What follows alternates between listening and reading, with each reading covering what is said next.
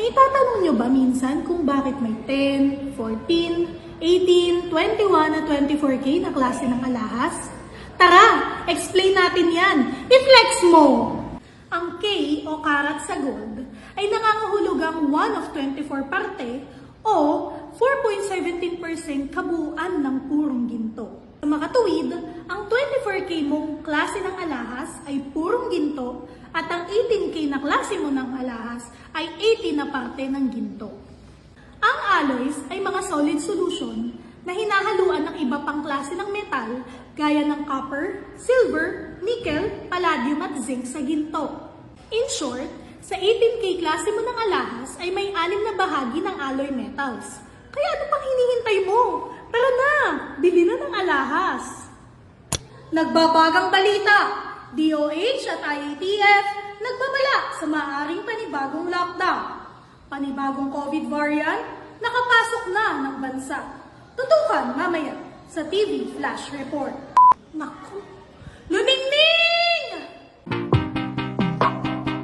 Luningning!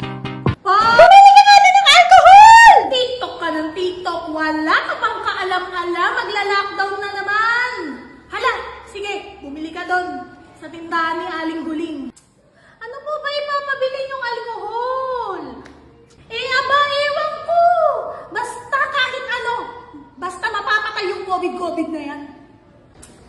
Sige po, Nay. Ano ba yan si Nanay? Nagtitiktok ako eh. Pabili pa. Ano yon? Alcohol po. Anong klase ba, Iha? Tsaka ilang percent? Ha? Ano pa bang meron? Ano po yung percent? Sabi po kasi ng nanay ko, bumili ako ng alcohol. Baka daw po kasi magkaubusan kasi maglo-lockdown na naman daw po. Oo, bali-balita nga kanina eh. May dalawa akong klase dito, isopropyl tsaka ethyl. Ano ba doon? Huh? Look, ano yun? Iha, ayon nga kasi sa pag-aaral na nabasa ko from Auburn University Risk Management and Safety na na-publish noong June 2020, both isopropyl and ethyl alcohol are good disinfectants against germs and viruses. However, isopropyl alcohol, less active siya na labanan ang non-envelope enteroviruses which can cause meningitis, polio, tsaka hand, foot, and mouth disease. Kumpara sa ethyl alcohol na very effective viricide against halos lahat ng viruses. Ganun pala yun. Ano po yung mga percent? Para saan po yun? Yan naman yung tinatawag na concentration. Teka, parang narinig ko na yan eh.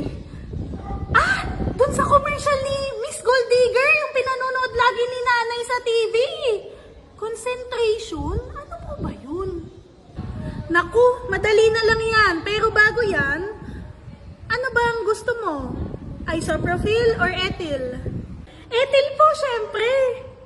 Eto, susunod kong tanong. Ano bang kailangan mo? 40% or 70%? Yan lang kasing dalawa na yan meron ako dito. Hindi ko po alam eh. Ano po bang mas maganda?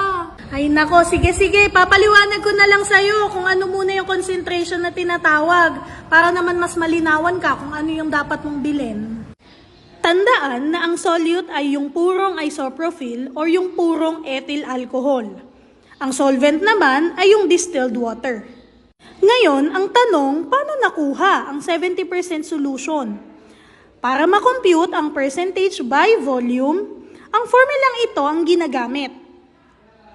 Volume or mass of solute divided by volume or mass of solution multiplied by 100. Yun ang formula for the percentage by volume or mass.